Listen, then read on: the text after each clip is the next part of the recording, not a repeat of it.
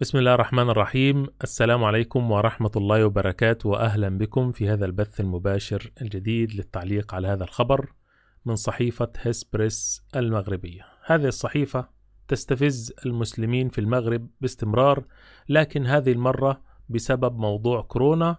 تعلمون أمس بدأت المغرب في إعادة صلاة الجمعة بعد حوالي 7 أشهر من التعطيل. تخيلوا، في المغرب لم تقم صلاة الجمعة منذ حوالي 7 أشهر كاملة.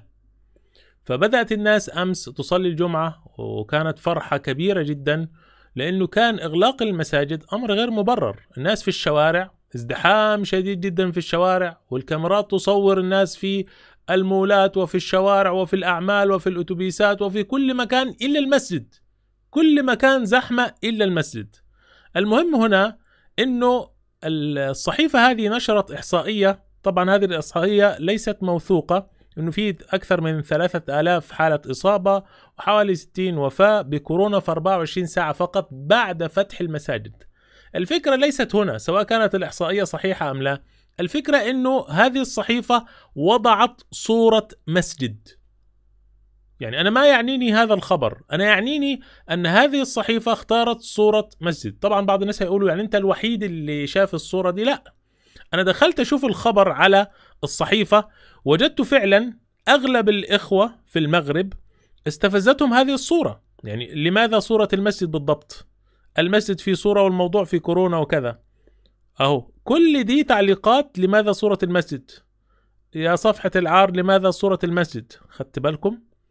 ففي تعليقات كثيرة، واضح جدا الناس فاهمة توجهات هذه الصحيفة الخبيثة.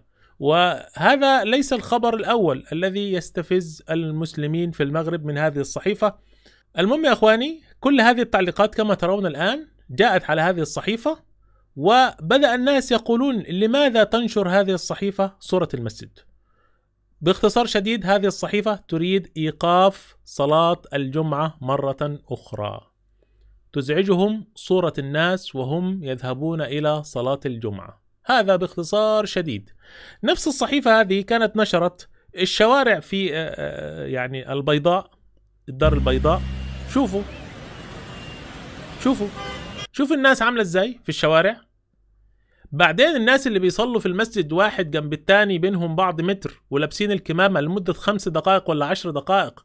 هذه ستوقف الحياة تماما ويجب إغلاق المساجد. أما هذا الازدحام، شايفين الناس، وطبعا ده مشهد بسيط من مشاهد كل البلدان العربية. تقريبا كل البلدان العربية فيها ازدحام شديد. لذلك أنا لما بدأت أزمة كورونا قلت يا أخواني الكرام، إغلاق المساجد ليست مؤامرة غربية، بل هي مؤامرة من الحكومات العربية. انتوا عارفين انه اغلب الدول الغربية المساجد فيها مفتوحة؟ طبعا دي مفاجأة؟ لا، مش مفاجأة، معروفة. في امريكا المساجد مفتوحة، في دول اوروبا المساجد مفتوحة، في دول اسيا المساجد مفتوحة، الا في الدول العربية وبعض الدول الغربية. ليه؟ انا مش عارف. انا قلت لكم قبل كده، الناس اللي بتقول انه الغرب اصطنع فيروس كورونا عشان يقفل المساجد، يا جماعة المساجد مغلقة في الدول العربية. المؤامرة في قصور الحكام الخونة وليست من الغرب.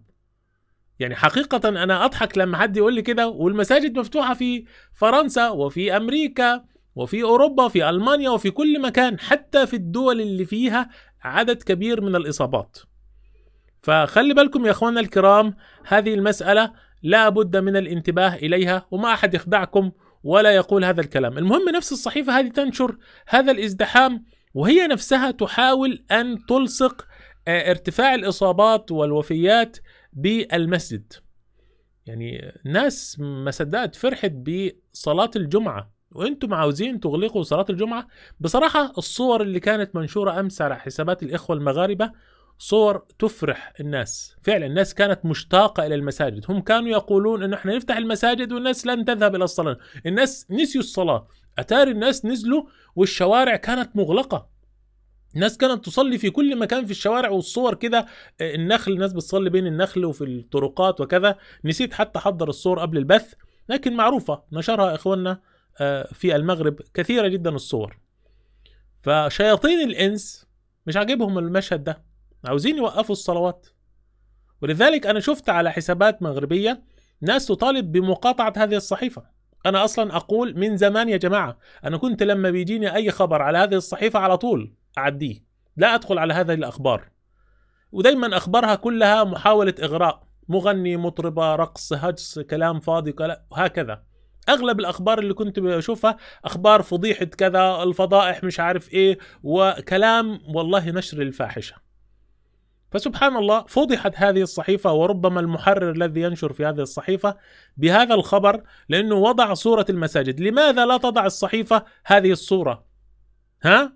هذه الصورة، وعلى فكرة من نفس الصحيفة، يعني أنا ما جبت حاجة من عندي، هذا الكلام في نفس الصحيفة. لماذا لا تضع صورة ازدحام الناس على المولات؟ لأنكم لو شفتم صور الناس وهي بتصلي، الناس سايبة مسافات ولابسين الكمامة، وكل واحد جاي بالسجادة معاه. فوالله هذا تلاعب بالعقول، هذا تلاعب بالعقول. ولو أغلقت المساجد مرة أخرى فاعلموا أن هذه الأشياء مرتبة، سواء كانت الإحصائيات هذه أنه رفعوا أعداد الإصابات والوفيات، أو سواء كان نشر هذه الصورة أو غير هذه الصورة. هذا باختصار. الإخوة في المغرب جزاهم الله خيرا اكتشفوا هذا الأمر وعلقوا بتعليقات مفرحة بصراحة. تعليقاتهم كانت رائعة جدا، ويدل على وعي، يعني في وعي عند الناس فعلا تسخر منهم وتقول لهم انتوا عاوزين تربطوا الموضوع بالمساجد، يا كذبة يا فسقة، هكذا يعني. سبحان الله، الله المستعان. جزاكم الله خيرا وبارك الله فيكم، والسلام عليكم ورحمة الله وبركاته.